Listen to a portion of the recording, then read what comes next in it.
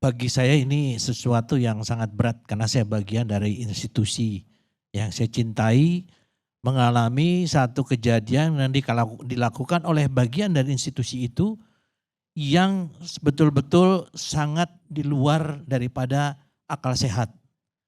Kita itu bukan hanya malu, kemudian juga sakit hati, kita juga merasa tercoreng institusi kita karena perbuatan yang bersangkutan. Saya tentunya mengikuti semua proses ini. Kebetulan Bang Karni saya sebagai Ketua Umum Ikatan Sarjana Profesi Perpolisian Indonesia. Jadi saya bisa mempunyai kontak dengan beberapa pimpinan di Mabes Polri. Sebagai informasi yang terakhir bahwa yang bersangkutan saat ini sudah di PTDH. Diberhentikan dengan tidak hormat atau istilahnya dipecat dengan hasil sidang KKEP. Ya, Komite Kode Etik. Kemudian sudah ditetapkan sebagai tersangka dengan dugaan melanggar 5 pasal ya atau 5 undang-undang. Pertama adalah kejahatan seksual terhadap anak di bawah umur. Kemudian yang kedua adalah eksploitasi manusia TPPO. Kemudian yang ketiga adalah narkoba. Yang keempat pornografi dan yang kelima tadi ITE. Jadi saya pastikan Bang Reza dan Ibu Rustin, Bu, saya kira saat ini sedang ditonton oleh beberapa petinggi Polri, Bu. Saya tadi sudah komunikasi dengan beberapa petinggi Polri dan saya yakin yang dimasukkan dari Bang Reza itu sangat bagus ya. Sebagai sesuatu arahan atau petunjuk untuk mengembangkan penyidikan kasus ini. Memang tadi Bu, kita kan ada aturan ya bahwa karena ini menyangkut anak-anak. Ada penyidikan yang belum waktunya bagi penasehat hukum itu untuk bisa mendampingi secara langsung. Karena ada teknik dan taktik dalam penyidikan yang tentunya kita tidak ingin kalau ini sudah tersebar maka kasus ini menjadi bias. Tapi percayalah Bu, bahwa saat ini Mabes Polri betul-betul sedang melakukan pengkajian kenapa ini bisa terjadi. Yang bersangkutan ini saya sangat tahu rekam jejaknya adalah sangat cemerlang. Dia adalah the future police leader ya karena 2 kali Wakapolres, 2 kali Kapolres. Nah kembali tadi seperti Pak Kiki, Prof Kiki mengatakan memang kalau bicara masalah narkoba itu bukan badannya yang rusak. Tapi sarafnya, otaknya yang rusak. Nah ini yang mungkin akan menjadi bahan pengkajian dari Mabes Polri yang melibatkan baik dari psikologi, kemudian dari kedokteran untuk kejiwaan, kemudian juga psikologi forensik. Selain itu Mabes Polri itu menjamin dalam pelaksanaan penyidikan sekarang itu sudah didampingi oleh Kompolnas. Kebetulan Ketua Harian Kompolnas itu dulu bekas anggota saya Pak Arief, kemudian juga dari KPAI, kemudian juga dari institusi dari PPA, Kementerian Sosial, Kementerian Kesehatan. Saya kira tadi harapan dari Pak Reza, dari Ibu Rustin, dari pakar pidana ini semua saat ini menjadi sesuatu concern ya pertimbangan. Dan karena masalah ini sudah menjadi masalah yang sangat mendunia ya karena sudah menyangkut dengan negara lain. Saya juga kebetulan pernah bekerja sama dengan kepolisian Australia. Itu saya kira ini akan menjadi sesuatu yang dipastikan akan terbuka untuk umum pada akhirnya. Tapi tentunya dengan norma-norma di mana harus ada perlindungan terhadap anak-anak ya, dan terhadap wanita.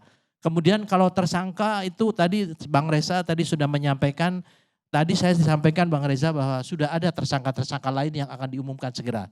Karena tidak mungkin di dalam pengambilan gambar itu tidak ada operatornya. Tentunya ini akan diselidiki, akan disidik dan juga siapa penggunanya di luar. Jadi unit cyber dari Mabes Polri saat ini dipastikan ya bahwa mereka sekarang sudah bekerja bersama. Nah ini kan kesannya tadi yang dibilang teman-teman kan ditutup-tutupi, kok bisa sebagai pendamping tidak bisa mengakses korban gitu. Nah korban kayak dikekep gitu ya sama oleh pemerintah dalam hal ini kepolisian dan juga pemerintah daerah dalam hal ini UPTD PPA. Nah itu kan bagaimana hak korban untuk bantuan hukum itu tidak terpenuhi jadinya. Nah itu iya jadi itu juga kita juga berharap karena kita juga bekerja di bawah undang-undang ya, undang-undang bantuan hukum.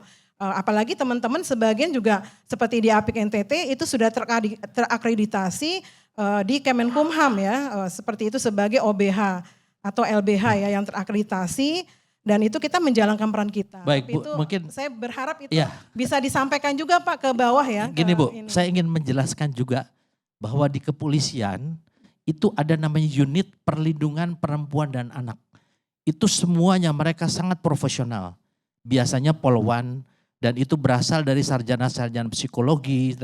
Jadi kalau sudah masuk ke dalam masalah anak-anak dan perempuan Bu, itu tugasnya unit perlindungan perempuan dan anak ini adalah memberikan perlindungan, memberikan bantuan hukum dan pendampingan. Jadi itu yang dilakukan untuk penyidikan awal Bu. Nanti kalau sudah berjalan kepada penyidikan lanjutan, setelah kan Polri ini dalam investigasi harus mengumpulkan bukti-bukti sebanyak mungkin. Maaf Pak, tapi saya mau luruskan itu bukan peran sebagai pemberi bantuan hukum. Dia menjalankan sebagai kepolisian dan saya minta maaf Pak, kami juga banyak melaporkan petugas-petugas itu ke Propam. Karena akhirnya kita temukan mereka bukannya memberi perlindungan tapi melakukan mediasi dengan memfasilitasi sejumlah uang dari pelaku kepada korban itu banyak ditemukan. Dan saya misalnya, saya kemarin di LBH Apik Jawa Barat kita juga melaporkan itu bahkan Kanit UPPA di Kota Bogor ya karena terkait dengan kasus perkosaan pegawai Kemenkop UMKM itu ya 4 orang terhadap tenaga honorer. Itu cukup viral juga. Jadi dan mereka bukan bekerja sebagai pemberi bantuan hukum Pak di kepolisian tapi sebagai penegak hukum. Nah kalau kamilah yang bekerja sebagai pemberi bantuan hukum sesuai dengan Undang-Undang Bantuan Hukum. Nah tampaknya ini yang memang berarti kurang ada kesepahaman ya terhadap kerja-kerja bantuan hukum ini Pak. Mungkin ada aturan yang harus kita pahami bersama Bu ya. Pada saat kapan dari tenaga bantuan hukum ini bisa masuk ya Saat karena di pelaporan dalam Pak. Saat pelaporan itu bahkan di SPKT tempat pertama kami melaporkan itu kan di ruangan SPKT. Di situ korban didampingi. Di situ kan ditanyakan apa kasusnya dan kita di situ berdiskusi apa pasal yang tepat digunakan supaya tidak merugikan korban. Itulah peran kami Pak. Jadi kita berdiskusi supaya hak korban terhadap akses keadilan itu bisa benar-benar terpenuhi dengan penerapan pasal yang tepat. Tapi seringkali ini kan kita yang sudah mendampingi aja itu seringkali laporan kita tidak diterima, apalagi korban tidak didampingi. Nah yang saya kira pemahaman terhadap undang-undang bantuan hukum itu yang juga mungkin belum tersosialisasi dengan baik di aparat penegak hukum sehingga tidak menghargai kerja-kerja para pemberi bantuan hukum Pak. Baik Bu, Itu saya yang kira mungkin masukan Ibu dalam forum ini pasti didengar saat ini Bu ya. Mudah-mudahan ini akan bisa masukan juga sebagai introspeksi bagi pihak kepolisian tentunya untuk bisa bekerja sama. Saya kira mungkin bisa dari lembaga bantuan hukum atau asosiasi bantuan hukum itu bisa melakukan audiensi, menyampaikan masalah Ibu. Karena kan kita harus menyempurnakan apa yang ada dalam rangka memberikan atau melindungi hak asasi seseorang, apalagi anak-anak.